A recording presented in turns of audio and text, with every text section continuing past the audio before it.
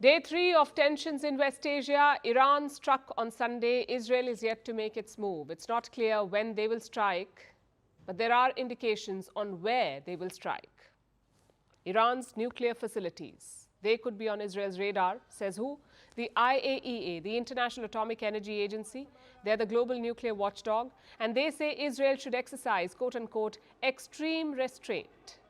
Are you concerned that some of the targets might be nuclear facilities in Iran, especially that IAEA inspectors are on the ground, if you can confirm that, actually? Well, of course, we are always concerned about this possibility. But of course, we always call for extreme restraint.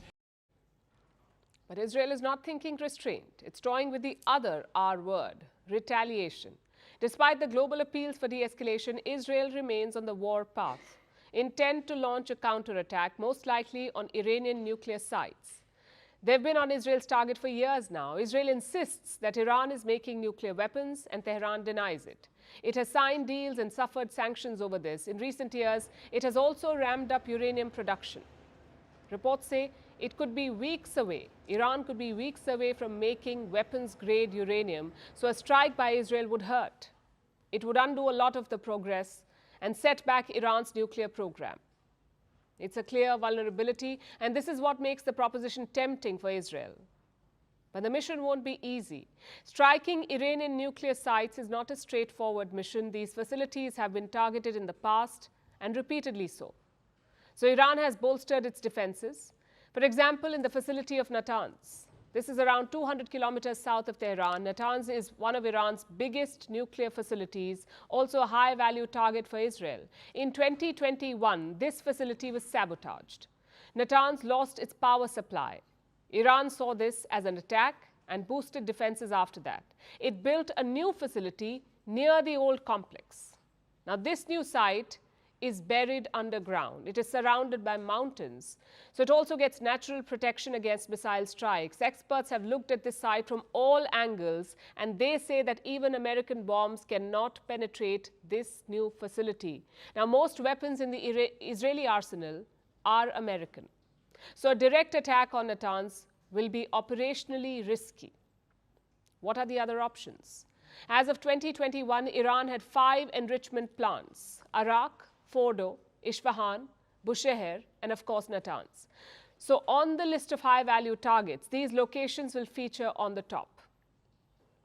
Apart from these, Iran also has a research facility in Bonab and a military complex in Parchin. This complex is also linked to their nuclear program. Down south, there is Bandar Abbas. It is home to a uranium mine. And these are all commonly known assets. Iran could have other lesser-known nuclear facilities which could be under Israeli surveillance. So how do they plan to strike? Israel says it is building a coalition. Listen to this. We have an opportunity to establish a strategic alliance against this grave threat by Iran, which is threatening to mount nuclear explosives on these missiles, which would be an extremely grave threat. Will the West join this alliance?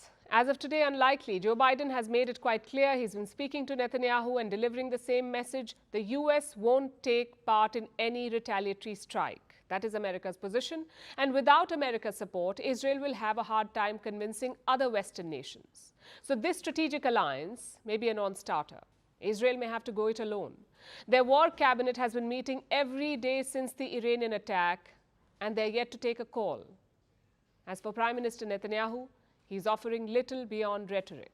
Iran stands behind Hamas, behind Hezbollah, behind others, but we are determined to win there and defend ourselves in all arenas. What about Iran? They're issuing more warnings, asking the West to stay out of it. Reports say Iran's military has warned 4 Western powers today: the United States, the United Kingdom, France, and Germany. And what's the message? Stop backing Israel.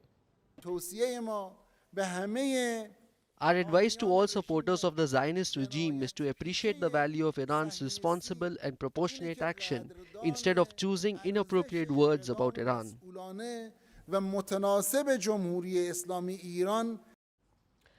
Iran says their next strike will be much bigger, and they seem to be preparing for an Israeli response. On Sunday, Iran shut its nuclear facilities, citing security considerations. That's the term they used. But within 24 hours, access was restored. Although UN inspectors are still being asked to stay away, they were hoping to visit today, but they could not. Now, the ball is in Israel's court. They've struck Iran's nuclear sites in the past on multiple occasions, but those operations had Western support, and Israel could always deny involvement. This time, the dynamics are very different. Israel is perceived as the aggressor. It is under pressure from Western allies. You could say it's not new for Prime Minister Netanyahu. He's been a risk taker, known for brinkmanship, and you'd be right. Only this time, the odds are overwhelmingly against him.